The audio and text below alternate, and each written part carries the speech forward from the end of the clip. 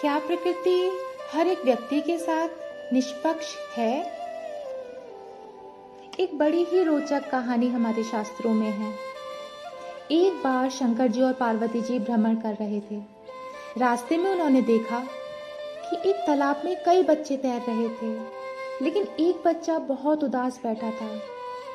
पार्वती जी ने शंकर जी से पूछा कि यह बच्चा उदास क्यों है? शंकर जी ने कहा, बच्चे को ध्यान से देखो। पार्वती जी ने बच्चे को देखा।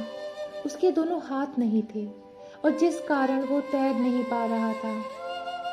पार्वती जी ने शंकर जी से आग्रह किया कि आप अपनी शक्ति से इस बच्चे को हाथ दे दीजिए ताकि वो भी तैर सके। शंकर जी ने कहा, हम किसी के पाठ में हस्तक्षेप नहीं कर सकते, क्योंकि हर एक आत्मा अपने कर्मों के फल द्वारा ही अपना पाठ अदा करती है।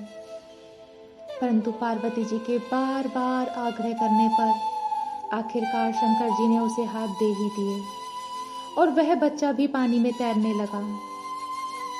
एक सप्ताह के बाद शंकर जी और पार्वती जी फिर वहां से गुजरे, परंतु इस बार सब कुछ उल्टा था। सिर्फ वही बच्चा तैर रहा था और बाकी सब बच्चे बाहर थे। पार्वती जी ने पूछा कि यह क्या है?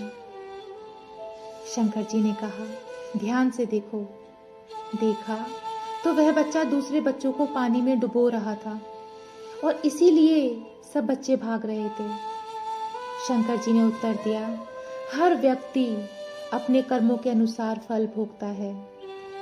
परमात्मा किसी के कर्मों के फेर में नहीं पड़ते हैं।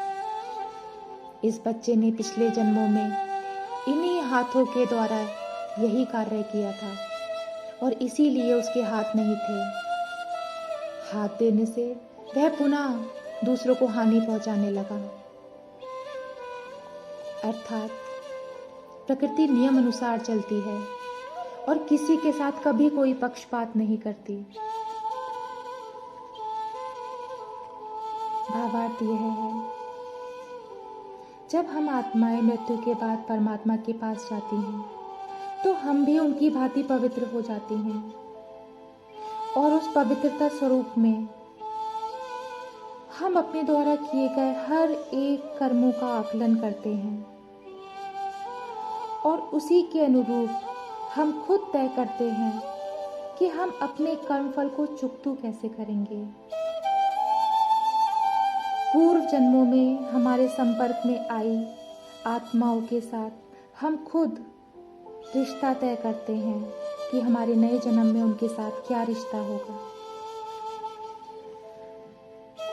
जब भी आत्माएं इस धरती पर आती हैं तो वह पवित्र होती हैं, परंतु जब हम नया शरीर लेकर इस धरती पर आते हैं तो धीरे धीरे हम नए रिश्तों और संसार की भौतिक वस्तुओं की ओर आकर्षित होते हैं और पवित्र स्वरूप में परमात्मा से की हुई सभी बातें भूल जाते हैं